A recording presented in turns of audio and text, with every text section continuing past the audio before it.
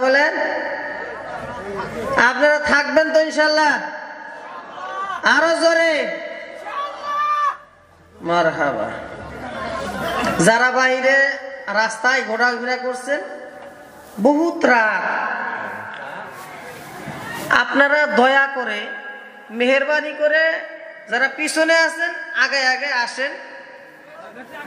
একটা ঘটনা বলি, হযরত মাওলানা আশরাফ আলী থানভী রহমাতুল্লাহ আলাইহি আলোচনা করছিলেন। তো একটা লোক মানে আলোচনা কিছু শুনে নাই, তো ঘরে বসছিল। ঘরে বসার পরে তিনি বলছিল কি, মাইকের আওয়াজ এমন করে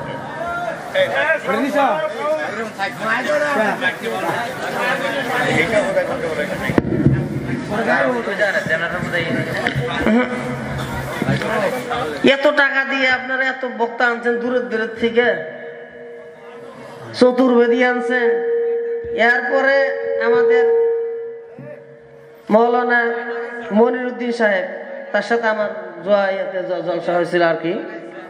তা এত বড় বড় বক্তা আনছেন, মাইক সেটটা একটু ভালো করতেন, টাকা দিয়ে আইনা। আগে আসেন ভাই, একটু জিকির করে লা ইলাহা ইল্লাল্লাহ লা ইলাহা। আগে আগে আসেন, একটু পিছনে যারা বসছেন আগে আসেন। আমার কি করবো আর, কপাল খারাপ, নসিব খারাপ নাকি কর, ভাগ্য খারাপ বলে যা হয়। আপনারা যে কয়টা মানুষ আছেন একটু আগে বসেন, জিকির করি, একটু আগে আসি। লা ইলাহা আর জোরে লা ইলাহা ইল্লাল্লাহ লা ইলাহা ইল্লাল্লাহ। আগে আগে আসি ভাই, একটু আগে আগে আসি। ও চাচা একটু আগে আসেন। যে ঘুম দিছে, হ্যাঁ ঘুম ছাড়ান লাগবো না। হ্যাঁ চাচা ভাবতাছে যে আসমান ভাঙ্গে পরে পড়ুক, এমনি আমি হরবো না। হ্যাঁ একটু আগে এসে, পিছনে যারা আসো একটু আগে আগে আসো। যাই হোক, আপনাদের ঘুম ভাঙছে তো, আমার ভাষা বুঝেন আপনারা? ঘুম ভাঙছে না হলে একটু লড়াচড়া দেন। তা যতক্ষণ থাকবো ইনশাল্লাহ আপনারা থাকবেন তো ইনশাআল্লাহ, কেউ উঠাউঠি করবেন না। সত্যি আপনারা কথা কন না দেখি, সত্যি থাকবেন, নিজেরা উঠবেন না, অন্য কেউ উঠতে দিবেন না ইনশাআল্লাহ। আপনারা যেটি আছেন এটি যদি থাকেন ইনশাআল্লাহ 1.5 ঘন্টা কি 2 ঘন্টা চালাবো ইনশাআল্লাহ, অসুবিধা নাই। কিন্তু যদি উঠাউঠি করেন তাহলে কি হয়, একটা বস্তু ক্লিয়ার করে নেই। আপনারা যদি উঠাউঠি করেন না তাহলে বক্তারা কি মনে করে, মানে বিভিন্ন জায়গায় আমরা যাই, তো আপনারা যদি উঠাউঠি করেন মনে হয় যে আমার ওয়াজ আপনাদের ভালো লাগছে না, তাহলে আমার মনটা একটু নষ্ট হয়ে যায়। তখন আর ওই যে আমরা গ্রামে বসে একটা কথা কই আর কি, যে কাঠল বাইরে মানে পাকায় আর কি, ওই কাঠল কিন্তু স্বাদ নাই, ঠিক না? যদি আপনাদেরকে যাইতে ধরে ওয়াজ শোনা হয় যে ভালো লাগতেছে না, তারপরেও তখন আর মজা লাগে না। তো ইনশাআল্লাহ থাকবো ইনশাআল্লাহ, ঠিক না? আলহামদুলিল্লাহ আলহামদুলিল্লাহ নাহমাদুহু ওয়া নাস্তাঈনুহু ওয়া নাস্তাগফিরুহু ওয়া নু'মিনু বিহি ওয়া নাতাওয়াক্কালু আলাইহি ওয়া নাউযু বিল্লাহি মিন শুরুরি আনফুসিনা ওয়া মিন সাইয়্যাতি আ'মালিনা। من يهده الله فلا مضل له ومن يضلله فلا هادي له ونشهد أن لا إله إلا الله وحده لا شريك له ونشهد أن سيدنا وسندنا ونبينا وحبيبنا ومولانا محمدا عبد الله ورسوله الذي أرسله بالحق بشيرا ونذيرا وداعيا إلى الله بإذنه وسراجا منيرا আল্লাহ তাআলার সোনালী আয়াতগুলো সবাই আমার সাথে পড়েন আউযু বিল্লাহি মিনাশ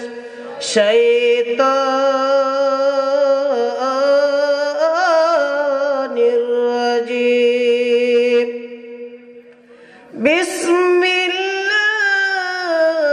বিসমিল্লাহির রাহমানির রাহিম يا أيها الذين آمنوا اتقوا الله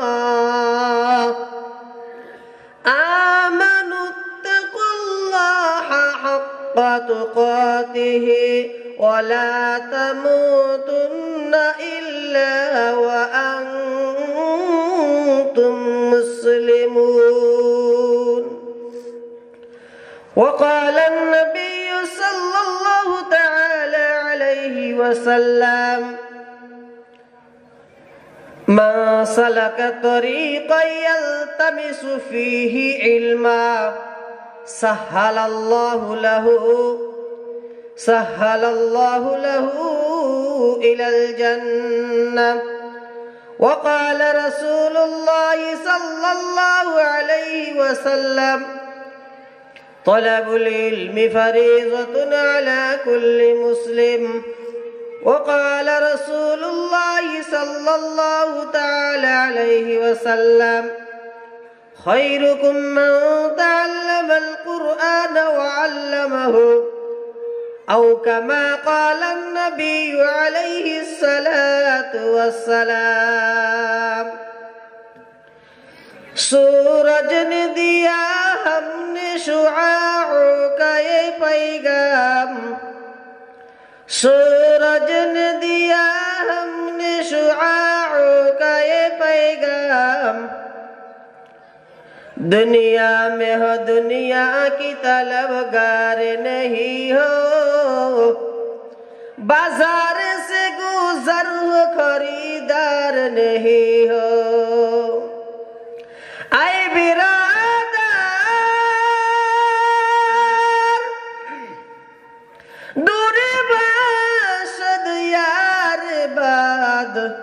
यार बद बद तरबुअद अजमार बद मार बद तन हातुरा बर जा सनम तौहीद उला इना बाशत है ज़बान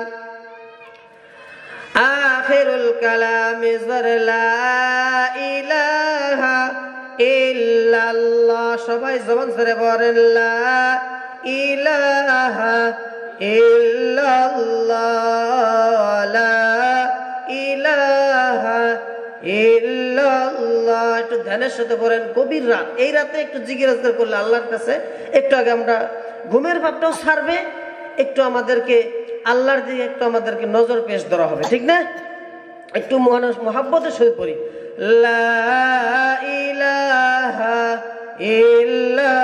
ইল্লাল্লাহ লা ইলাহা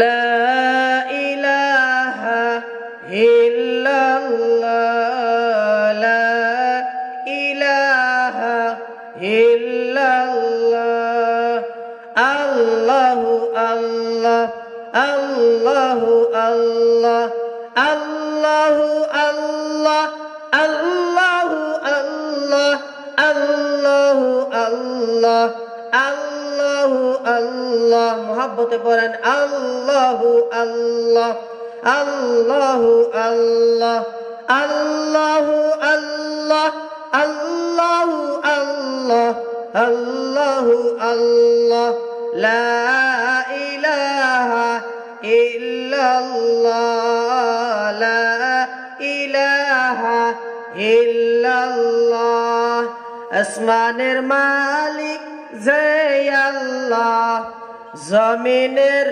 মালিক সে আল্লাহ, জোরে লা ইলাহা,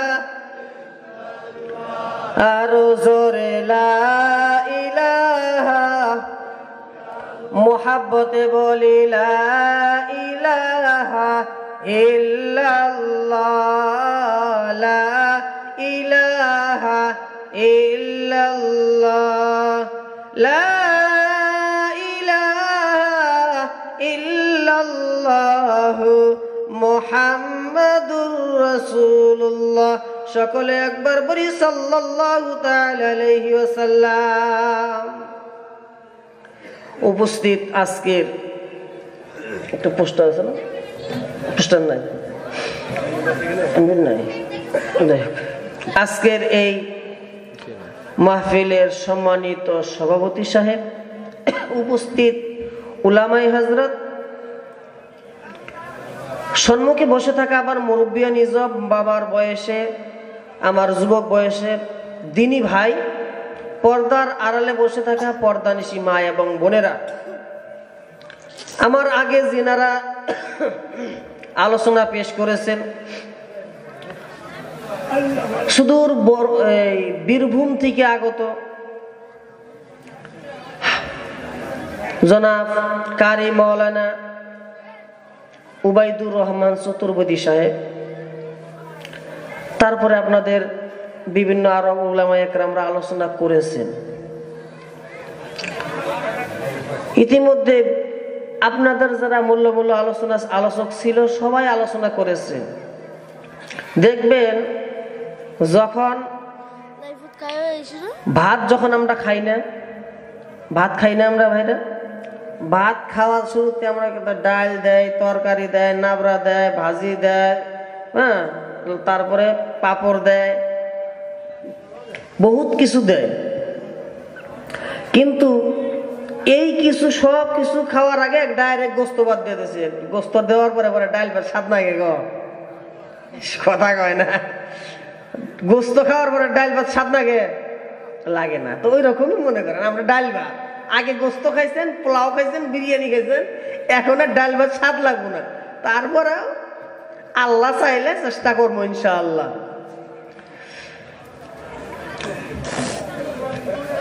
আল্লাহ তাআলার রহমতে বিভিন্ন মায়ের সন্তান এই সময় এই ওয়াজে আলোচনা শুনেছে। আমি যখন একবার ঘুরতে আসছিলাম, যখন চতুর্বেদী সাহেব আলোচনা করে, একবার রাস্তা দিয়ে ঘুরতে গেছিলাম, তো বহুত মানুষ ছিল, বহুত মানুষ ছিল। যাই হোক, বহুত আল্লাহর বান্দা, কার কপালে কি আছে কেউ বলতে পারবে গো? তা আমরা আল্লাহ তাআলা কবুল করছে বিদায়, আপনাদের সাথে আমার মুলাকাত হবে বিদায় আপনারা আসছেন, এতক্ষণ পর্যন্ত ধৈর্য ধরে আছেন, ঠিক না? আর এই মঞ্চে যিনি আমাদের সভাপতি সাহেব আছেন,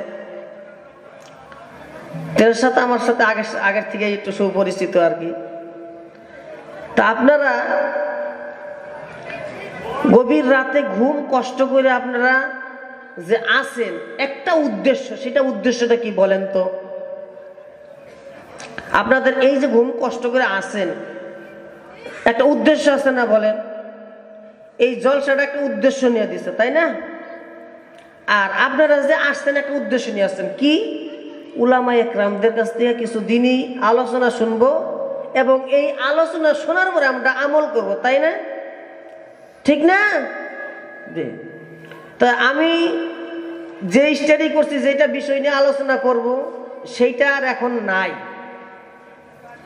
তা নদীর পারে গেছি যে জাহাজ নিয়ে পারবো আর কি, জাহাজে লঞ্চে যাবো, লঞ্চে পারবো, যাই দেখছি নদী হুকানো হয়ে গেছে গা।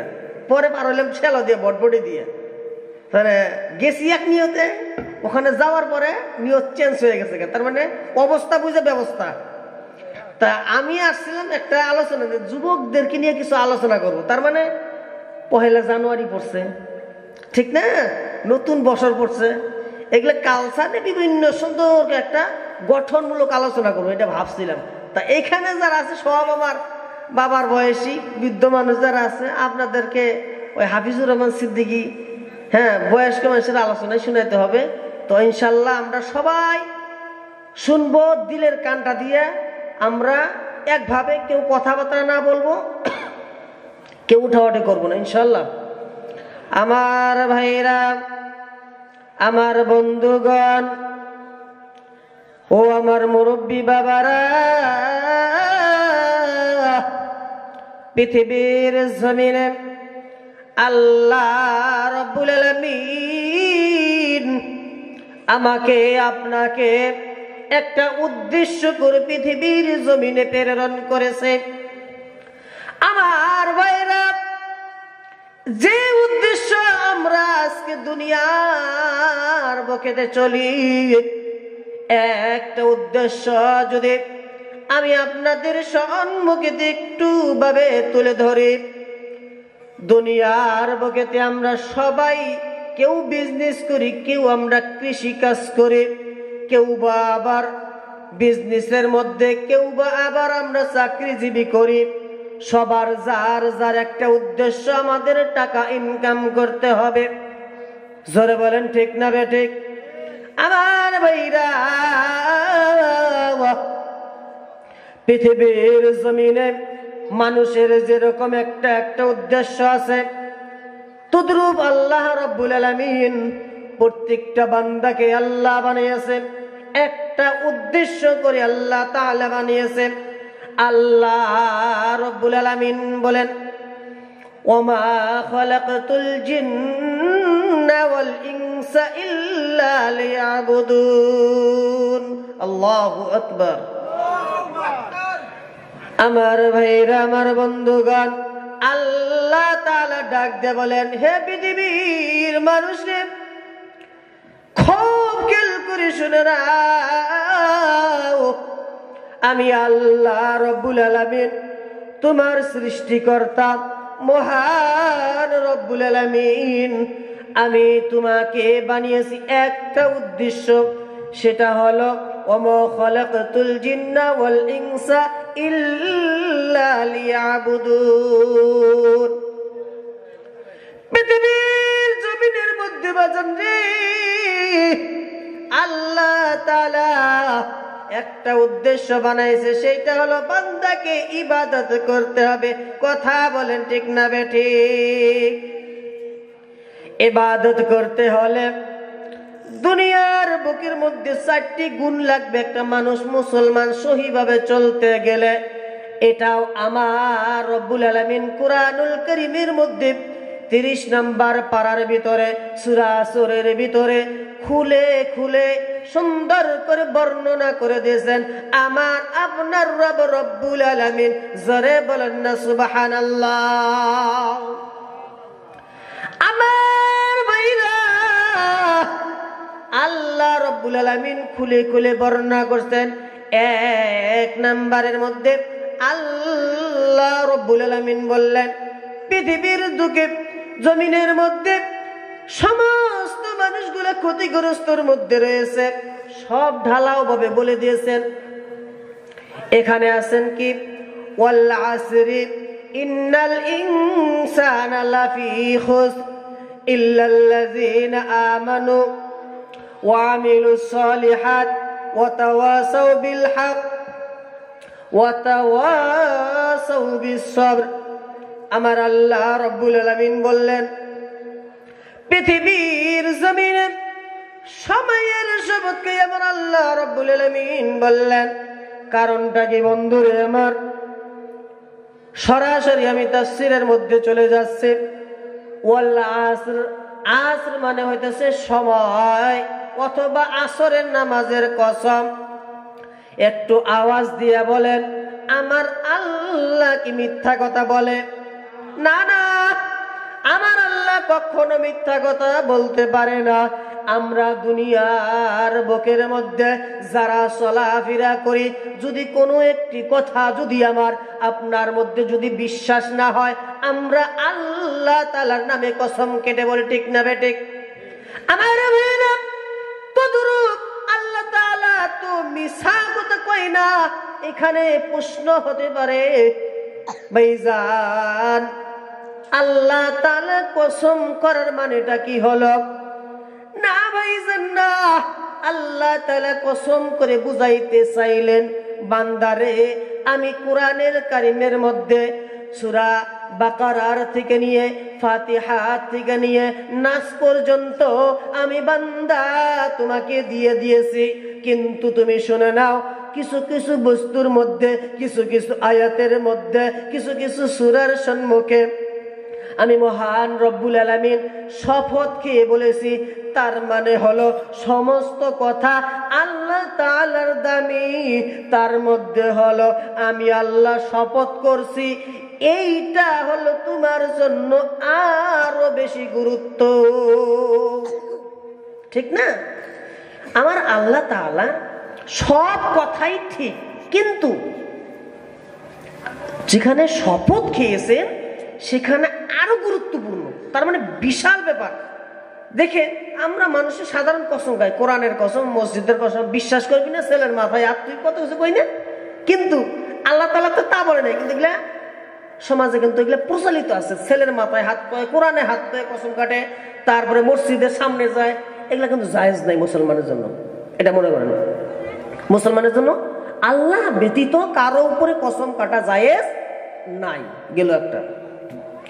এবার ভালো করে কানটা খাড়া করে ধ্যান দিয়ে শুনে রাখবেন, আমার আল্লাহ তাআলা বললেন, ওয়াল আসর, বান্দা তোমাকে আমি সময়ের শপথ খেয়ে বলছি, ইন্নাল ইনসানা লাফি খুসর, পৃথিবীর বুকে আমি আল্লাহ রাব্বুল আলামিন সবাই ক্ষতিগ্রস্তের মধ্যে, একবার ঢালাওভাবে সবাই ক্ষতিগ্রস্তের মধ্যে, ইল্লাল্লাযীনা আমানু, শুধু তারা নয় যারা 4টি কাজের উপরে ধ্যান রেখেছে, 4টি কাজের উপরে খেয়াল রেখেছে।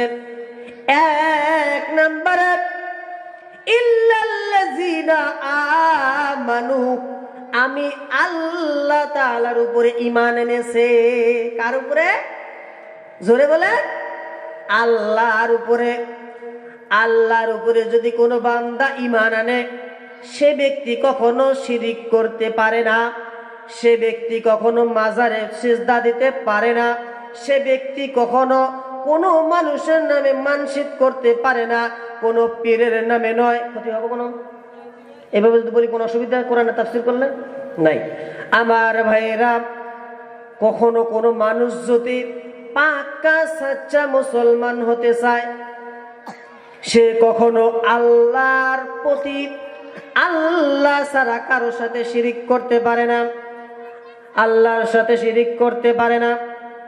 1 নম্বরে, আমরা দুনিয়ার বুকে, আমি ছোট্ট মানুষ, বিভিন্ন জায়গায় জলসা করতে যাই, আসাম, ত্রিপুরা, এইদিকে ওয়েস্ট বেঙ্গল, আগামী সামনে ফেব্রুয়ারি মাসে যাচ্ছি বাংলাদেশ। এটা বড় আমাদের জন্য, আপনাদের জন্য গৌরব। আমার ভাইরা, কথা হলো, কোরআন দিয়ে কথা বললে মানুষ শুনতে চায়, বাপ দাদার কেউ যদি কিচ্ছা বলে কেউ শুনতে চায় না। তার 1 নাম্বার কারণ হইতাছে, আমি রকিবুল ইসলাম, আমি একজন মায়ের গর্ভের সন্তান, আমার কোনো দাম নাই, আমার কোনো মূল্য নাই, আমার কোনো 4 পয়সার মূল্য নাই। 1 নম্বরে, আপনারা যারা মুরব্বী মানুষ আছেন সবাই আমার চাইতে বড়, সবাই আমার চাইতে বহুত দামি মানুষ, কিন্তু এত দামি জায়গারা, আপনারা এত দামি মানুষ হওয়ার পরে, সবাই শ্রদ্ধাভাজন ব্যক্তি হওয়ার পরে, এই যে আপনাদের উপরে বসাইছেন, এইটা কার দাম? কথা বলবেন, কার দাম? কোরআনের দাম। আল্লাহ তাআলার কোরআনের দামের বদলে, পানি হবে তো, আল্লাহ তাআলার কোরআনের দামের বদলে এই যে আমাকে এখানে বসাইছেন, এটা আমার ছোট্ট মানুষ, আমার মতো বহুত মানুষ আছে এমএ পাস করে, তারপরে আপনার বিএ পাস করে, ডিএলএড করছে, সে ব্যক্তি কিন্তু কখনো এই স্টেজে, এই দামি চেয়ারে বসতে পারবে না, ঠিক না বে ঠিক? কারণ আমি ছোট্ট মানুষ, আমাকে একটা দাম দিয়েছে, এই দামটা দিয়েছেন একমাত্র সেটা কে? আরো জোরে বলে, যে আল্লাহ তাআলা দাম দিয়েছেন আমাকে আপনাকে, সবাইকে সম্মান দিয়েছেন আমার আল্লাহ। সবারই একটা সম্মান আছে, আছে না নাই? আছে। এবার বলেন, আমরা যারা বিবাহ করেছি, আমি একটা গুরুত্বপূর্ণ আলাপ বুঝাইতে চাচ্ছি। আমার আলোচনা এরকমই হয়, ইউটিউবে সার্চ করে দেখবেন, কোরআন ছাড়া আমি কথা বলি না। আমার ভাইয়েরা, আমরা যারা বিবাহ করেছি, এখন আমরা মাহফিলের মধ্যে আসছি। আমি মাহফিল শেষে বাড়ি গেলাম, বাড়ি যাওয়ার পরে যদি আমার স্ত্রী যদি অন্য মানুষের সাথে কথা বলে হাসি মুখে, যেটা আমার সাথে করা উচিত, সেটা যদি আমার বিবি অন্য মানুষের সাথে বলে, সেইটা আমার আপনার কি সহ্য হবে? একটু আওয়াজ দিয়ে বলেন, কথা বলেন না কেন? যেরকম আমার আপনার দিলের মধ্যে কষ্ট হবে, কি রে, যে বিবির জন্য আমি রাতের পরে রাত জাগি না, রাত্রে রাত কই না, দিনকে দিন বলি না, কত রৌদ্রের মধ্যে কষ্ট করি, কত বৃষ্টির মধ্যে আমি পরিশ্রম করি, যার জন্য আমি এত দুনিয়ার বুকে কষ্ট করতেছি, অফিসের মধ্যে বসের ঝাড়ি খাই, যার মধ্যে বিজনেস করতে যাই, দোকানদারি করি, এত কষ্ট করি, সেই বিবি আমাকে ধোঁকা দিচ্ছে, ঠিক না? জোরে বলেন, ঠিক না? আমার ভাইরা, তদরূপ আল্লাহ রাব্বুল আলামিন বললেন, ইল্লাল্লাযীনা আমানু, সমস্ত মানুষ ক্ষতিগ্রস্ত, শুধু যারা আমি আল্লাহ রাব্বুল আলামিনের উপর ঈমান আনেছে তারা ক্ষতিগ্রস্ত নয়। 2 নম্বরে, ইল্লাল্লাযীনা আমানু ওয়া আমিলুস সলিহাত, নিজে সৎকর্ম করে। সৎকর্ম কি বলতে বোঝায়? রোজাও সৎকর্ম, নামাজও সৎকর্ম, আপনার পর্দাও সৎকর্ম, হজ যাকাত এগুলোও সৎকর্ম। সৎকর্ম বুঝাইতে হচ্ছে পৃথিবীর যত আমার আল্লাহ রাব্বুল আলামিনের হুকুম আহকাম গুলো আছে, সঠিকভাবে মেনে নেওয়ার নাম হইতেছে সৎকর্ম। একবার জোরে বলেন, ঠিক না বেঠিক? ভাইরা, উঠাবাটা করেন না, তাহলে আলোচনায় মজা আসে না। উঠাবাটা করেন নাই, যারা বসছেন বসে থাকেন, না হলে যারা যারা যাবার আছেন এখনই যান। আমি একজন থাকলে আলোচনা করবো, মানে আলোচনার সময় ডিস্টার্ব করলে খুব খারাপ লাগে। এগুলো হলো গভীর আলোচনা, কোরআনের তাফসীরের ব্যাপার। কেউ উঠবেন না ইনশাল্লাহ। আমার ভাইয়েরা, সমস্ত মানুষ ক্ষতিগ্রস্তর মধ্যে, শুধু তারা নয়, 4 গুণ আলা মানুষ, 4টা গুণ যার ভিতরে থাকবে। ইল্লাল্লাযীনা আমানু, যারা আমি আল্লাহর প্রতি ঈমান এনেছে। 2 নম্বরে হইতেছে যারা সৎকর্ম করে। 3 নম্বরে আল্লাহ রাব্বুল আলামিন বললেন, যারা নাকি অসৎ কাজ থেকে বাধা প্রদান করে, মানে সৎ কাজ করে, অসৎ কাজ থেকে বাধা প্রদান করতে হবে। এবার যদি আমি বাস্তব উদাহরণ দিয়ে আপনাদের কিছু চিত্র তুলে ধরে, 1 নম্বরে, এই মাহফিলের সম্মুখে যদি দেখেন 2টা যুবক ছেলে ঝগড়া বাজাইছে, মারামারি করতেছে, আপনি তাদের সম্মুখে যে, আপনি নামাজি ব্যক্তি, আপনি হজ করেছেন, আপনি নামাজ পড়েন, রোজা রাখেন, সব কিছু আমল আপনার ঠিক আছে, কিন্তু ওই আপনি ঝগড়া বাজছে, আপনার ক্ষমতা থাকার পরেও, শক্তি থাকার পরেও আপনি বলতেছেন যা হয় হোক আমি তো ঠিক আছি, আছে না? যা হয় হোক আমি তো আছি ঠিক। এইটার নাম নয়, বরঞ্চ অসৎ কাজ থেকে বাধা প্রদান, ঝগড়া ফাসাদ করা ইসলামের মধ্যে হারাম কাজ। আল্লাহর নবী বলেছেন, আল মুসলিমু আখুল মুসলিম, একটা মুসলমান হইতাছে তুমি আরেক মুসলমানের ভাই, এক মুসলমান আরেক মুসলমানের ভাই। অসৎ কাজ থেকে আমাদের বাধা প্রদান করতে হবে, সমাজে বিভিন্ন জায়গায় আজকে এই বর্তমান 2025 সালে 2024 সাল চলে গেল, 25 সালের আমরা দুনিয়ার সমস্ত জায়গায় ঘোরাফেরা করি। আজকে যারা যুবক ভাইরা আছে গো, আজকে তারা মদের মধ্যে লিপিবদ্ধ আছে। আর মদের আরেকটা নাম হইতাছে বিহার। সেটাকে মদ বলে না, বলে হুজুর সেটা হলো ফলের রস।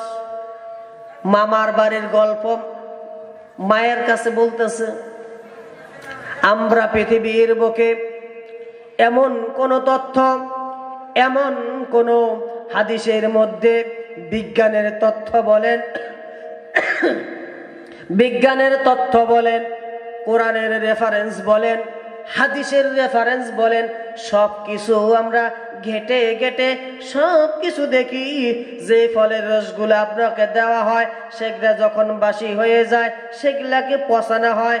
সেই রসগুলো যখন হয়, আরেকটা বাস্তব উদাহরণ দিয়ে দেই, আমরা যারা খেজুরের রস আমাদের গ্রামে আছে না নাই, খেজুরের রস, আপনি খেজুরের রস রাত্রে পারবেন, সকালবেলা খেতে পারবেন, কিন্তু যদি ওইটা বিকাল হতে হতে খান, তার রাত হতে হতে খান, ওইটা আর তখন খেজুরের রস থাকে না, ওইটা তখন তারই হয়ে যায়।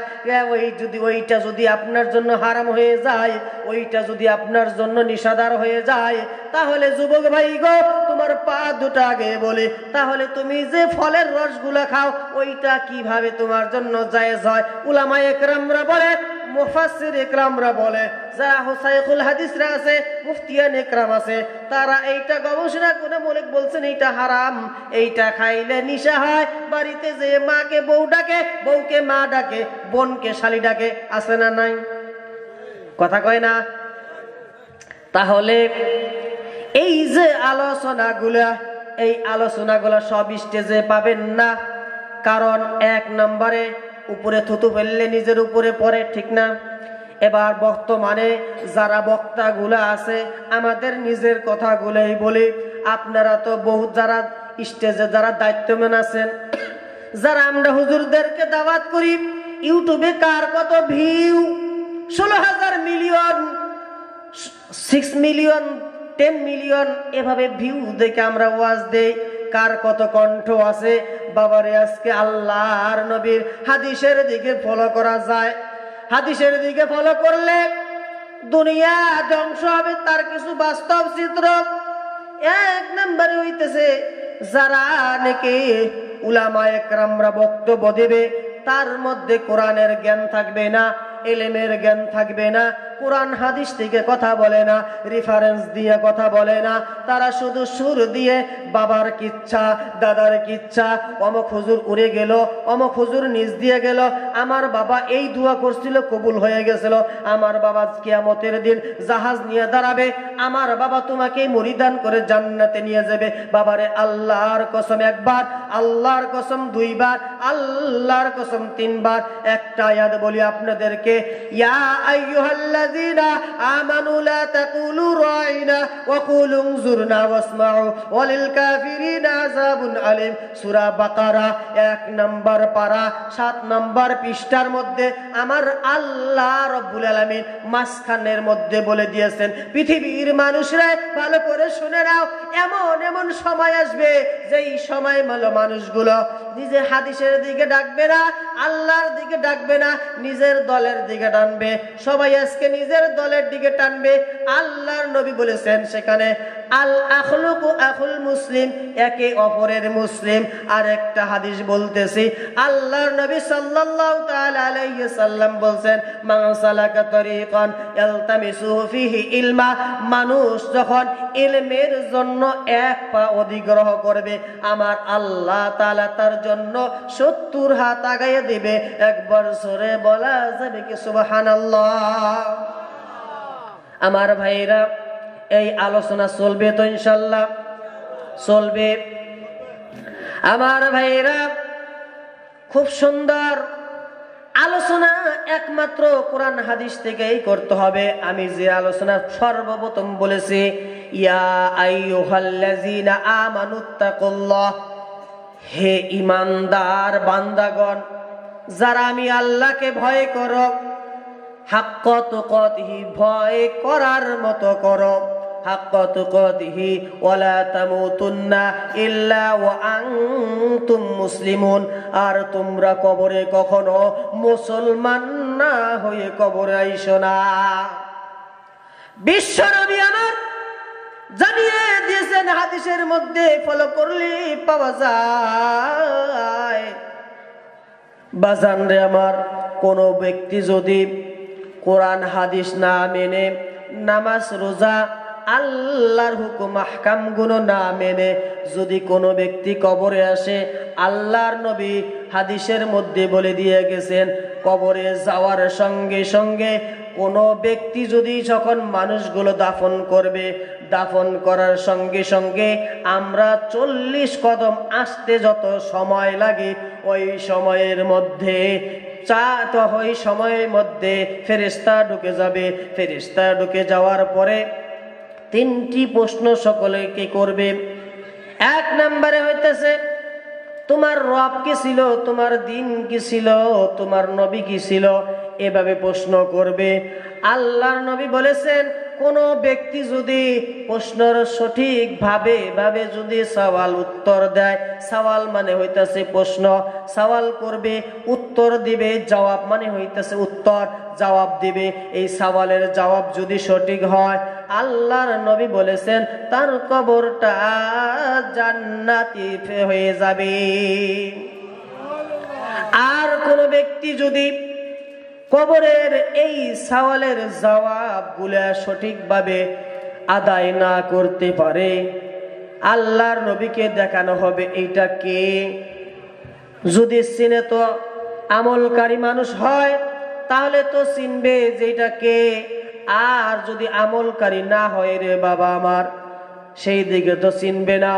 আর তখন বলবে ওই দিকে কবরটা তার জন্য জাহান্নামের গর্ত হয়ে যাবে। জোরে বলা যাবে নাউজুবিল্লাহ। আমার বাজান, আমার বন্ধুগণ, পৃথিবীর মধ্যে যখন আমার আল্লাহ রাব্বুল আলামিন প্রত্যেকটা বান্দাকে সতর্ক বানিয়ে দিয়ে গেছেন, সতর্ক বাণী হিসাবে সূরা আসর খুলে দেখেন, সূরা নাহল খুলে দেখেন, সূরা জিলজাল খুলে দেখেন, আল্লাহ রাব্বুল আলামিন স্পষ্টভাবে বর্ণনা করে দিয়েছেন। তখন যদি সঠিকভাবে না হয়, এভাবে যখন উত্তর যদি সঠিক না হয়, এক পাজরের হাড়গুলো অন্য পাজরের সাথে লেগে যাবে। একটি পাজর পাবেন আরেকটি পাজরের সাথে লেগে যাবে, কি নাই কষ্ট হবে। এবার বলতে পারেন, হুজুর আমি তো মরে যাব, আমি তো তখন আর টের পাবো না। না রে বাবা না, ওইটাকে বলা হয় কবরে বারজাখের দুনিয়া। তুমি মরে গেলেও ওই জগতে তুমি জিন্দা থাকবা। সওয়াল জবাব করবে, উত্তর সঠিক না হলে এক পাজরের হাড়গুলো অপর পাজরের দিকে লেগে যাবে। দুঃখর কোনো সীমানা নাই, কষ্টর কোনো সীমা থাকবে না। বাম দিকের পাজরের হাড় ডান দিকে লেগে যাবে, ডান দিকের পাজরের হাড়গুলো বাম দিকে লেগে যাবে। এভাবে দুটো পাজরের হাড়, কবরটা জর্ণ শর্ণ হয়ে যাবে। আমরা মেপে দেই 3.5 হাত। এভাবে যখন এপাশ ওপাশে দেই, সেই কবরটা চেপে মাটির সাথে চূর্ণ শূর্ণ হয়ে যাবে। আল্লাহ রাব্বুল আলামিন কোন বান্দাকে চায় না যে কবরে কষ্ট দিবে, জাহান্নামের আগুনে জ্বালাবে। কোন বান্দাকে আমার আল্লাহ কষ্ট দিবে নিজে হাতে বানিয়ে চায় না। এ জীবনে না করিলাম বন্দেগি, গুনাহ করে কাটাইলাম জিন্দেগি, গুনাহ করে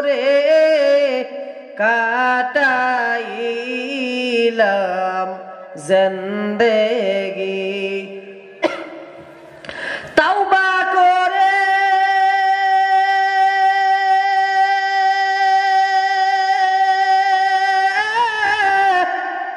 আবার তাওবা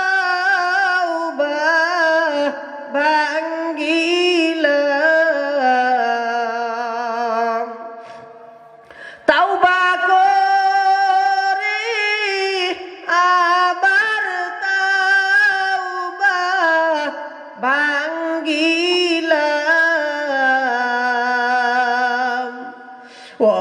অবশেষে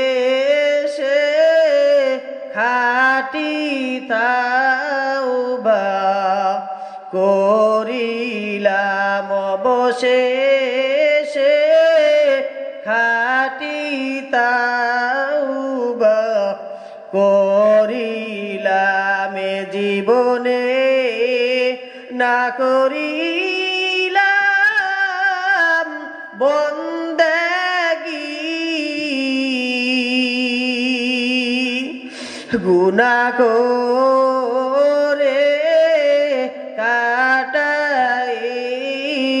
কাটাইলাম জিন্দেগি আদর করিয়া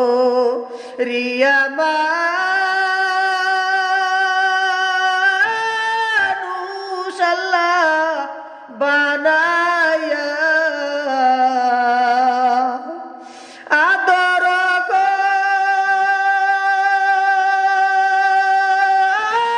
করিয়া মানুষ আল্লাহ বানায়া কেমনে দিবা জাহান্নামে ফেলিয়া কেমনে দিবা জাহান্নামে ফেলিয়া বান্দা যখন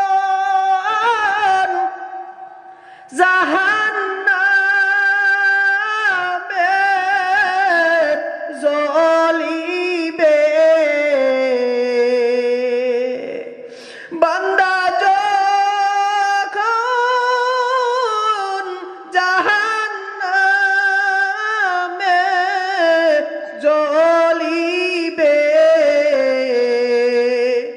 ওগো দয়ার আল্লাহ কেমনে চায়া দেখিবে ওগো মাওলা কেমনে চায়া দেখিবে এ জীবনে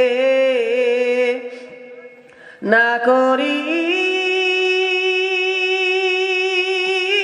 করিলাম বন্দেগি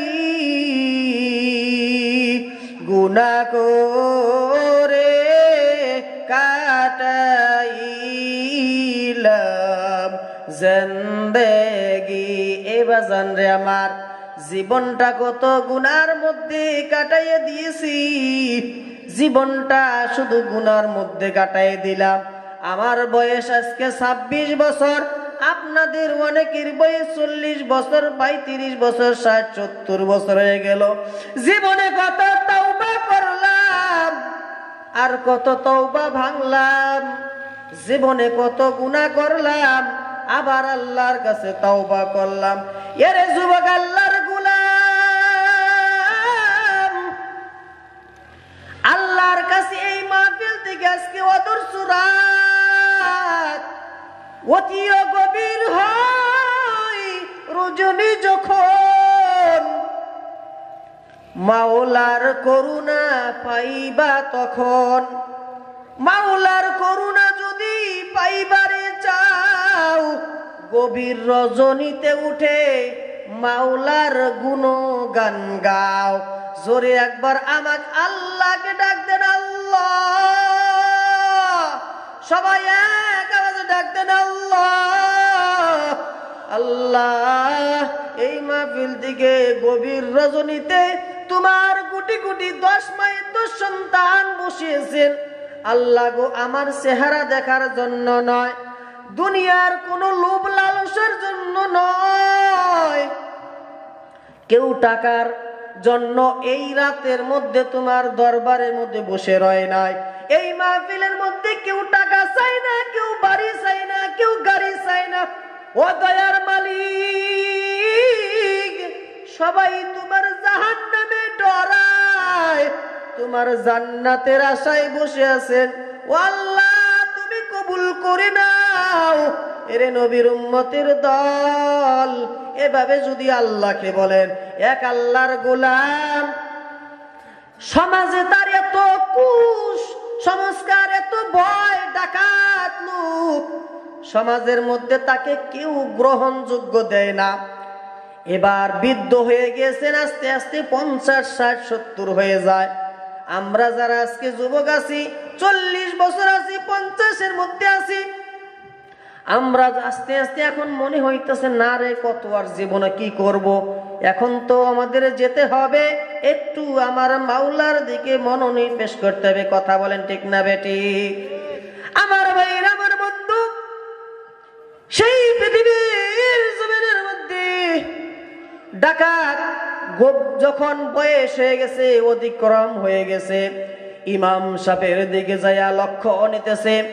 ইমাম সাহেব হুজুর, মসজিদে যেরকম ইমাম সাহেব আছে, ডাক দিয়ে বলতেছে, ইমাম সাহেব হুজুর, বহুত দিন হয়ে গেল, চলাকালীন হয়ে গেল, আমার আজকে রাতটা জানো হুজুরের কাছ থেকে আমি ওয়াজ শুনেছি, ওয়াজ শুনে আমার দিলটা পরিবর্তন হয়ে গেছে। বাবারে, খুব আলোচনা করবেন না, একটু অনুরোধ, খুব খেয়াল করে কথাটা শুনবেন।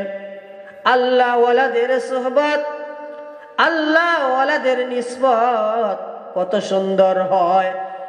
আল্লাহ ওয়ালাদের নিসবতে থাকলে আল্লাহ ওয়ালা হওয়া যায়, আল্লাহ ওয়ালাদের নিসবতে থাকলে আল্লাহর ওলি হওয়া যায়। ইমাম সাহেব হুজুরের কাছে গিয়ে ডাক দিয়ে বলেন, ও ইমাম সাহেব হুজুর, আমাকে তওবা শিখিয়ে দেন, আমাকে একটু তওবা করে দেন, আমাকে কিছু আমল শিক্ষা দেন। হুজুর হঠাৎ করে, জীবনে কোনো ব্যক্তি যদি মসজিদের মধ্যে না যায়, এলাকার বিশাল বড় ডাকাত, ইমাম সাহেব হুজুর একটু সাধারণত ভয়ের কথা, ঠিক না বেঠিক, একটু ভয়ে পেয়ে গেল।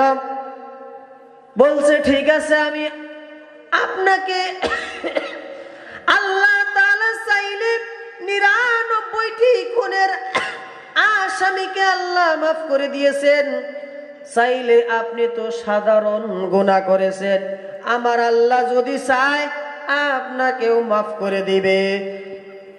এবার ইমাম সাহেব হুজুরের কাছ থেকে পরামর্শ নিয়ে গেছেন যে আল্লাহ তাআলা 24টা ঘন্টা আমার আল্লাহ তাআলা কাছে মানুষ চায়, আল্লাহ আমাকে মাফ করে দাও, আমাকে ক্ষমা করে দাও, আল্লাহ জীবনে কত গুনাহ করেছি, এই সমস্ত গুনাহগুলি আর করব না।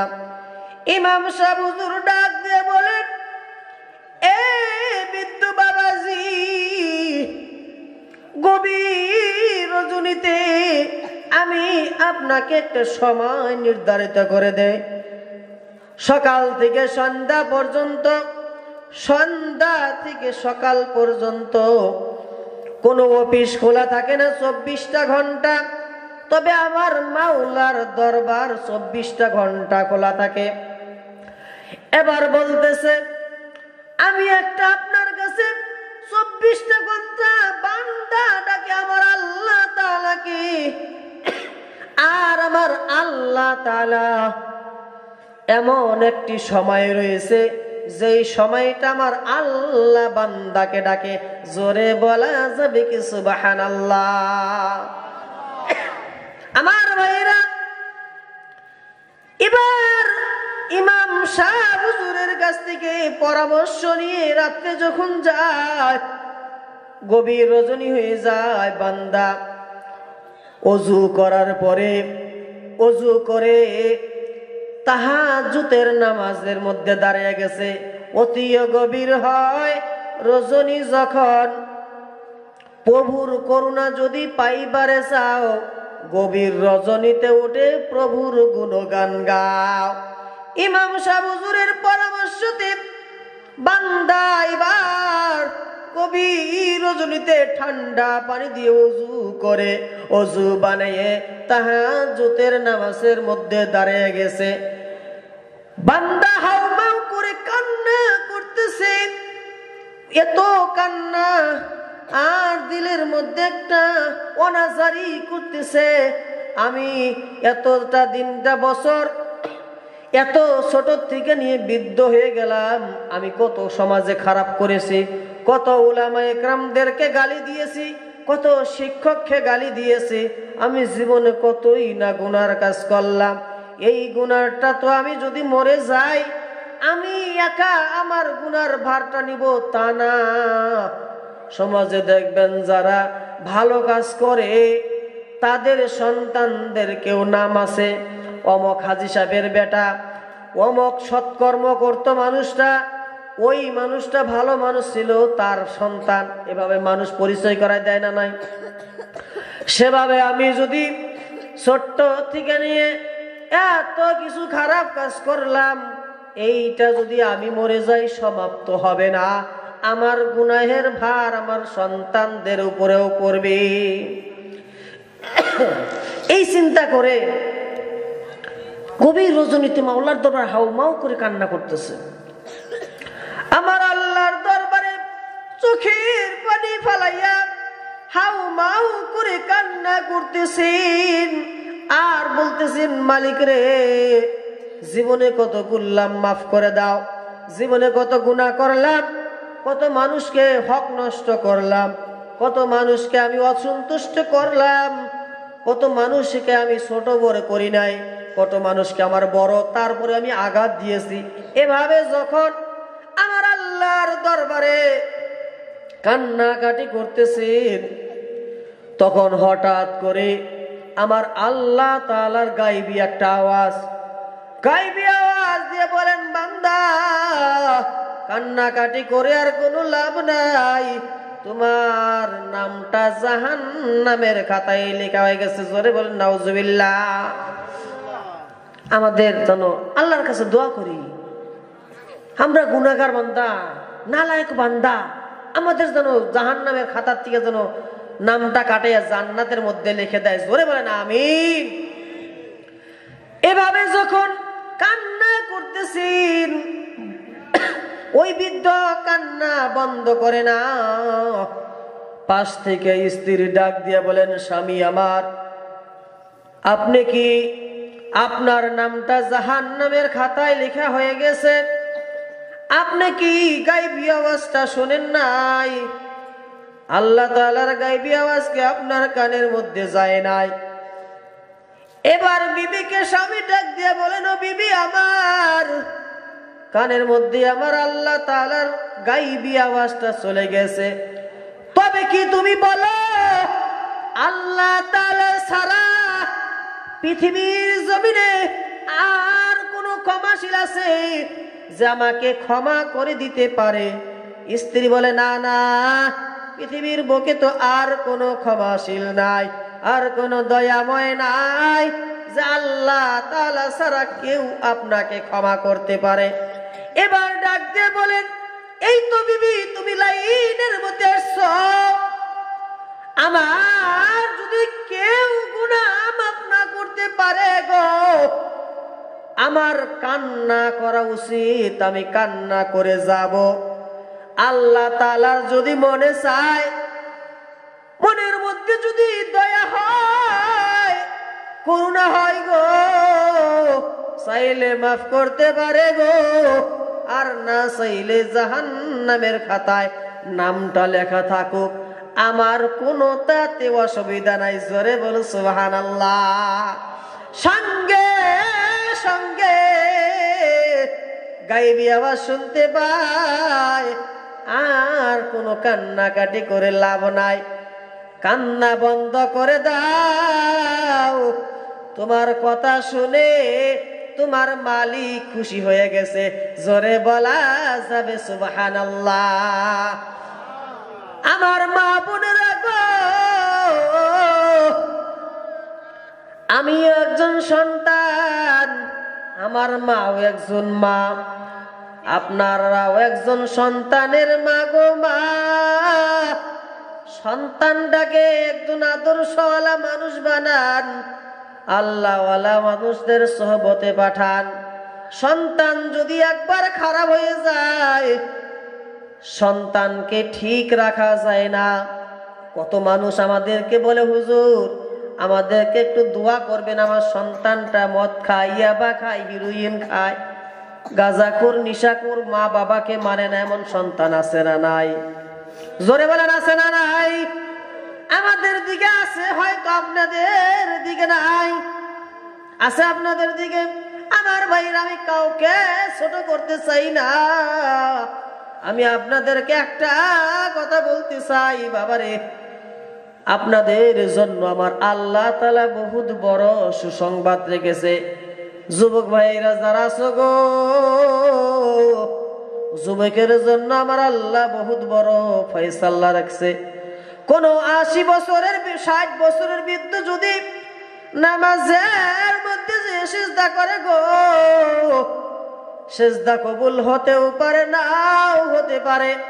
কিন্তু 15 থেকে নিয়ে 40 বছরের যুবক ভাই গো, তুমি আল্লাহ রাব্বুল আলামিন বলেছেন, কোন যুবক যদি আমার বরকতি পায়ের মধ্যে, কুদরতি পায়ের মধ্যে সিজদা দেয় গো, আমি আল্লাহ রাব্বুল আলামিন বলে দিলাম, পবিত্র কালামুল্লাহ শরীফের মধ্যে আমি ঘোষণা করে দিয়েছি গো, ওই যুবকের জন্য আমি 8টা জান্নাতের দরজা খুলে দিয়ে বলি, জান্নাতকে জান্নাত বলে, আয় আয় আয় আমার দিকে আয়, আমার দিকে আয়, আমার দিকে আয়। তোর জন্য জান্নাতের 8টা দরজা খোলা রয়ে গেছে।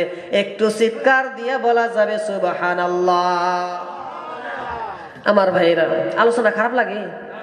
ভাল লাগতেছে? যাই, আমার খুব মানে 2-3 দিন ধরে খুব জ্বর, প্রোগ্রাম তো নাগার চলতেছে না, খুব জ্বর। এই যে কালকের দিনটা খালি মিক্স আছে, তারপরেও আছে, এবার সিরিয়াল চলছে, আমার খুব কাশি। আলোচনা ডাক্তার একদম নিষেধ করেছে, মানে জোরে কথা বলার জন্য, দেখেন খুব অসুবিধা। ডাক্তার একদম নিষেধ করে দিয়েছে যে জোরে আলোচনা করাই যাবে না, জোরে আলোচনা করে হার্টের খুব প্রবলেম পড়ে। তা আপনারা দিলে একটু খুব ভালো হয়, খুব অবস্থা খারাপ। আমি যেখানে ইউটিউবে সার্চ মারবেন, আমার আলোচনাগুলো দেখবেন যে সুন্দর কোরআন ভাবিক, সুন্দর বিষয় ভিত্তিক আলোচনা আছে। এইবার আপনাদের দিকে আমি এইদিকে আসি নাই, অবশ্য আসছিলাম একটা জায়গায়, ওই কি বলছে নাককাটি গাছ, নাককাটি গাছ মানে কই আসছিলাম আমি যাওয়া বছর পাশাপাশি। তো এদিকে আমি নতুন আর কি। তো যাই হোক, আপনারা ওয়াজ শুনতে চাইলে এমন বক্তা, এমন আলোচককে দিবেন যারা কোরআন ও হাদিস মূলক যারা চলে। এবং আজকে তো আমরা যারা ওয়াজিনরা আছি, বহুত ওয়াজিন আমাদের সাথে, বহুত ওয়াজিন আছে। তা এক ওয়াজিনরা এই যে 24 তারিখে বহুত ওয়াজিনরা আছে, তো তা বললাম যে হুজুর এশার নামাজটা পড়ে নেই আর কি। ওই যে বললাম উপরে থুতু বললে, এগুলো হলো শিক্ষামূলক। বহু উপরের দিকে থুতু বলে নিজের দিকে পড়বে, তারপরেও বলি আপনাদের বুঝাবার জন্য, কারণ আপনারা তো বুঝেন না। বললাম যে হুজুর বহুত কষ্ট করে আলাম, মানে আমরা বহুত দূর থেকে আমরা আসলাম আর কি, তা নামাজটা পড়ে নেই, এখন নামাজটা পড়ে তারপরে বাকিগুলো কাজ করি। বলছে না, আগে খাওয়া দাওয়া করি ইত্যাদিগুলো, লাস্টে নামাজই পড়বো না। বলেন, এই জন্যে আপনারা বক্তার দাওয়াত দিন, ভালো কথা দেখে নিবেন, যে মানে দেখার মধ্যেও একটু জানবেন, তার আশেপাশে একটু, আপনারা তো অনেককে জানেন। দেখেন একটা কথা, যে আমলে, যে বক্তার আমল নাই, তার কথার দ্বারা কখনো পরিবর্তন হবে না। ঠিক আছে, আমল করতে হবে। আমল একটা আছে, ইমাম সাহেব যারা হয় তাদের আমলটা ঠিক থাকে। 5 ওয়াক্ত নামাজ পড়াইতে হয়, বিভিন্ন কাজে থাকতে হয়, মাদ্রাসায় যারা থাকে খেজমতে একটার সাথে একটা জড়িত থাকতে হবে, মাদের সাথে লেগে আছে, মসজিদের সাথে লেগে আছে, তাহলে তাদের আমলটা ঠিক থাকে।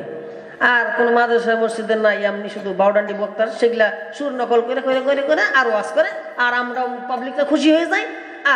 50,000, 30,000, 20,000 আমরা দিয়ে দিই তাদের।